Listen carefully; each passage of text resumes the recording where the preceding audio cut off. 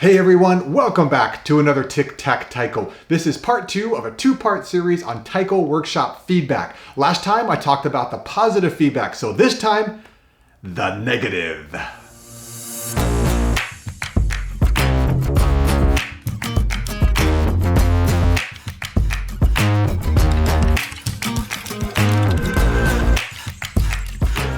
Okay, it's not all negative comments. Some of them were critical feedback, and some of them were things they wished they had or wish they didn't have, not quite as strong as negative, but definitely things people did not like. Like in the last video, I'm not ordering these in any, order. It's too difficult to do that with the different types of data. But there is one comment. There's one particular comment that is so prevalent over the last 5 North American Taiko conferences that it deserves a spotlight. And I'm going to save that for the last comment in this video. I've also decided not to give advice or ideas on how to fix or mitigate some of these things for a couple of reasons. Number 1, I don't want this video to balloon to be 3 or 4 times its length. And 2, I want to save those videos to be specific on one particular area or one type of content. I don't want to do everything in one big video. Oh, and one more thing. Don't forget to hit the like button if you like this content, especially if you like this content, but also if you haven't subscribed, please do that. It lets YouTube know this is good content. It gets out to more people in the Taiko community, people who are fans of Taiko or curious about Taiko, and it also lets the world know that you're a good person. So, without further ado, the top 8 most disliked things from Taiko workshops. Too much talking. I'm sure those of you who have taken Taiko workshops, or really any workshop, have come across instructors who are maybe a little nervous, a little excited, maybe both, and they talk a little bit more than you would like.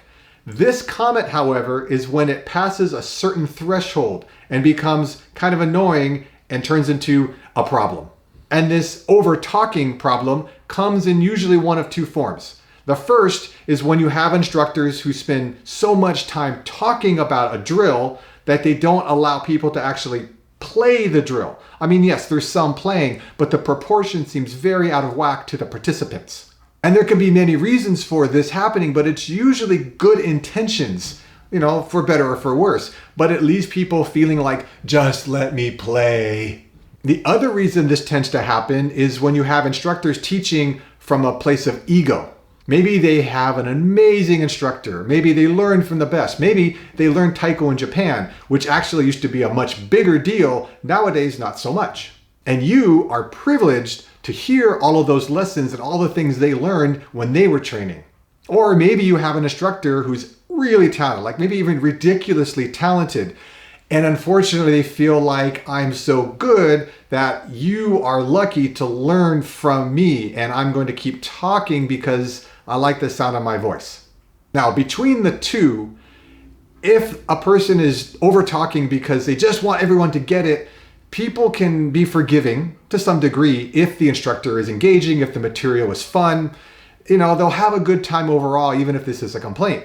However, if the instructor is over talking because of ego, most people don't forgive that very well. They tend not to want to see that instructor again, and word of mouth gets out about that instructor. So this is one of those things that can really, really hamper an instructor's success. Not teaching the workshop objectives. While this comment wasn't the most mentioned, I would say, based on the things that I've read and the feedback that I've seen, this comment gets people pissed off the most. Not every workshop will list descriptions of what it's going to teach, what the instructor is going to offer. But if you're going to a Taiko conference, generally you'll see a listing of things, whether it's in print or digital form. An example of that might be, let's say, hi, I'm Adam. In my workshop, you're going to learn A, B, C, D, E. I hope you enjoy it. And let's say you see my description, you go, oh, I would love to learn A, B, C, D, E. I'm going to sign up. But in my workshop, we cover A, B, C, and that's it. Or maybe we cover A, B, a version of D, L, happy face. So in the first example, we clearly didn't get through everything I promised. And the second example, we went on a really crazy wild ride.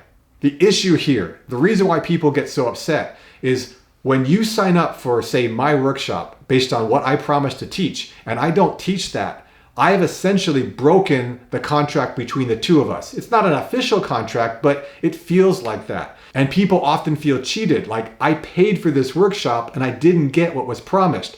I could have signed up for this other workshop in that same slot and possibly got all of the things promised there.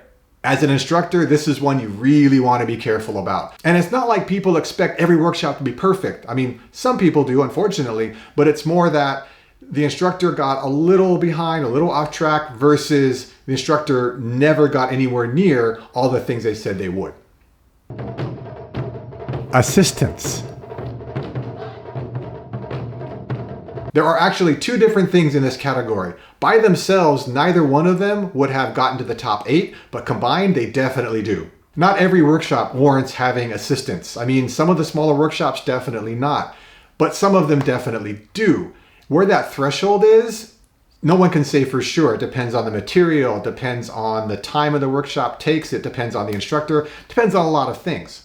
But there are definitely those workshops that really needed helpers, because you can tell by the participants' comments they weren't getting enough instruction, they weren't getting the material. Maybe the instructor had so much to go through and they couldn't take the time, or maybe the material was so dense that it needed more people to help sort of spread out the responsibilities of teaching. But on the flip side, for those few workshops that had assistants, not all of them got this comment, but many got the comment that the assistants were giving contradictory information to the instructor. And I think you can see how this might be a little troubling. I mean, imagine you've got someone helping you out and you're like, great, this is great. And then you look over and the instructor's doing it completely differently. What do? There's no right answer. But if you're new to Taiko, which a lot of workshop participants are, you can be very conflicted, very confused, and not really sure what's going on. Too many people, not enough drums. Here we have 6 of one, half a dozen of the other. It's the same problem. That's why I combine them together. So imagine I've got a workshop with 10 drums, 10 people, and I need 1 drum per person. Great, that is perfect.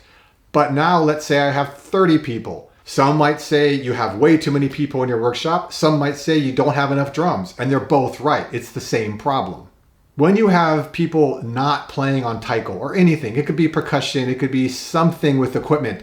When you have people that aren't on it, they can mimic the motions, they can do the things, but it's not quite as good. And if they feel like a lot of their time is spent not on the thing, they can often feel like it's not worth it or this isn't being done very well. They're generally not happy. But it's important to mention, out of all of the things on this list, this is the one that's not always the instructor's fault.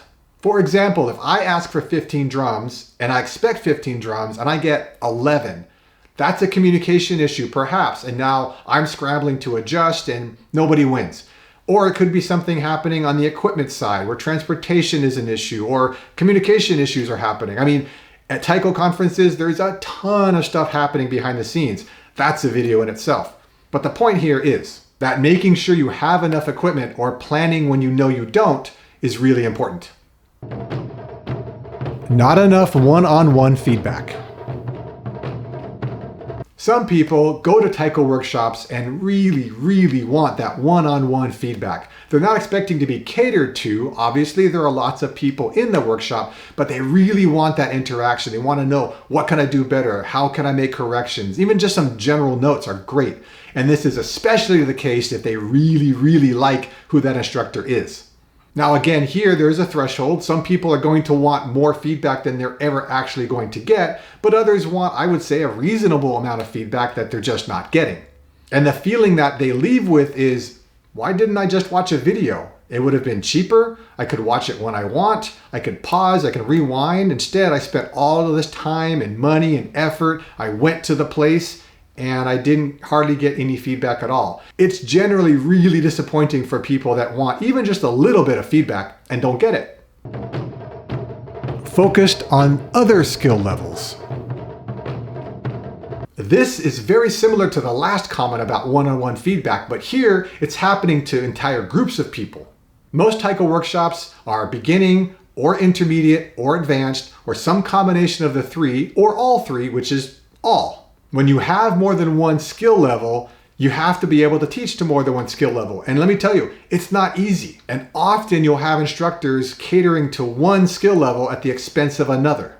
And it could be for various reasons. I did a whole video on this on my first Teaching Taiko video, so I can talk a little more about this. But if I'm an instructor and I find that the beginners need a lot of work, a lot more attention, I might focus on them at the detriment of everybody else. Or I might find that the advanced group is really engaging. They really get what I'm trying to get down. And I, just kind of spend more time with them. And everyone else feels like I'm not paying attention.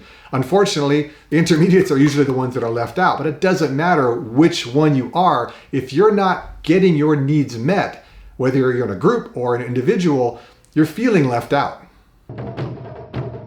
Teaching patterns, not skills.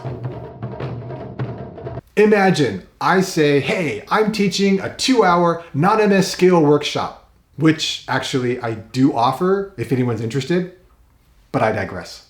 And you go, yeah, I really want to learn non-MS skills. I can't wait. You sign up for the workshop. And for those 2 hours, 90% of it is me teaching you a song.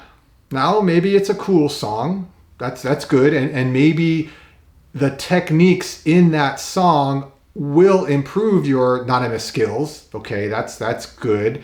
And I might even say, if you memorize this and take it back home with you, wherever home is, and keep playing it, you will get better. Yeah, that's true. It's true, except I said I was going to teach you skills, non-MS skills. And instead of working on skills, you worked on memorization for most of the workshop. Now, you may very well have an instructor that maybe hears this critique and goes, no, I did what I set out to do. These techniques are in my song and you will get better.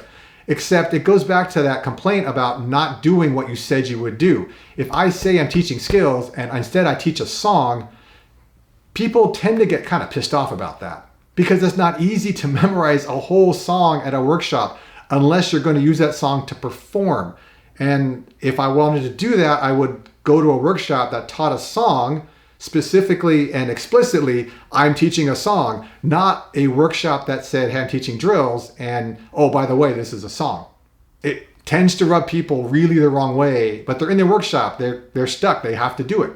And this isn't only just with songs. Often there are these really long drills that require a lot of memorization, and then you're learning some stuff in it, and then, oh, here's the next drill, which takes a long time. Oh, here's the next drill. And it's almost worse because you're getting rid of the stuff you just learned. At least with a song, you have something that you're doing the whole time. But lots of long drills are really draining mentally for people who, again, are there to learn the skills. And as promised, the best for last. Although, in this case, it's the worst for last. The thing people dislike the most about Taiko workshops. Not enough time.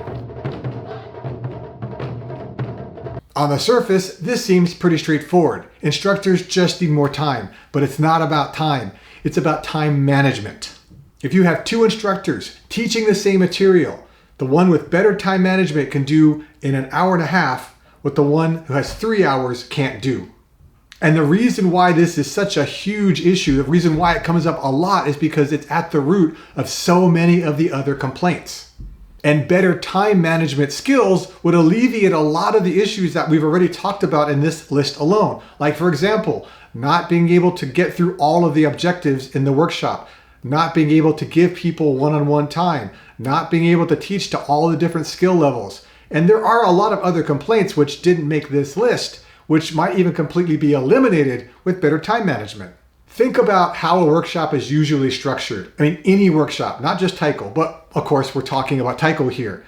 You start the workshop off with the fundamentals, the beginning material, whatever you need to get to the next part of the workshop, which is generally practicing things, some drills, and then you get to the stuff that's usually more difficult, applying the principles, doing the more complicated version of the drill, or putting it all together, whatever. It generally follows a progression. Now, it's probably not going to be a straight linear line. It might do something like this, but it generally goes in a direction that's kind of linear, okay? That's when you have good time management. But what's happening here is you have maybe more of a flat, not quite as steep climb for the first couple of sections. An instructor realizes, oh crap, I need to make it through the end. And crams the rest of the material through, which again is the more difficult material, which leaves participants feeling rushed, stressed, and they maybe not even get to grasp what was taught. And so even if the overwhelming majority of the workshop actually was pleasant, that last experience made it not. And that's what they remember. That's what they wind up leaving with, that feeling of this was not done well and I did not enjoy it. This is particularly bad when it's a song, because an instructor can't say, well, I only got through 90% of it, bye. No, they have to finish it. And when you're cramming the end of a song, it generally means you didn't get to run the song, or if you did, you run through it without a lot of comments, or you rush through it literally at a faster tempo. Nobody's happy. The instructor isn't happy. The students are definitely not happy. And this is a big problem. Because this issue is so common in Taiko workshops, not just conference workshops, but Taiko workshops in general, I absolutely plan to take the time and make a whole video on just this topic. Ideas for how to combat it, how to prepare for it, how to deal with it when the inevitable happens, because we can do better. We can do better as instructors in the Taiko community on this topic especially. And there you have it, the top 8 most disliked things about Taiko workshops. So where does that leave us? What do we do with that information? First, it's important to remember, this is a 2-part video. The first part was all the positive comments, the things people really like, the stuff that is going well. So it's not just all doom and gloom. It's not just all critiquing and complaining. For the participants, and really all of us are participants, even if we instruct, even if we teach, it's important to hold instructors to a high standard, but with compassion, with grace, with perspective.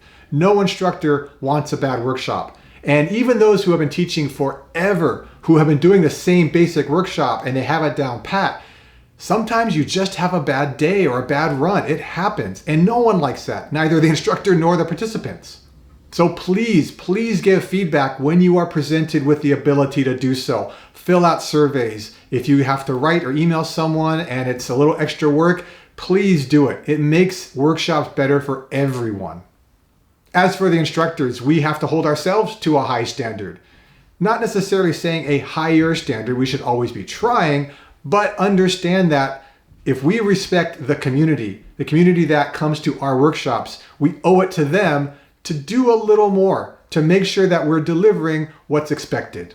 So that's the end of this mini-series on Taiko workshop feedback. I would love to hear, either from the positives or the negatives, what resonated with you? What did you really like? What didn't you like? What were you happy with? What were you disappointed with?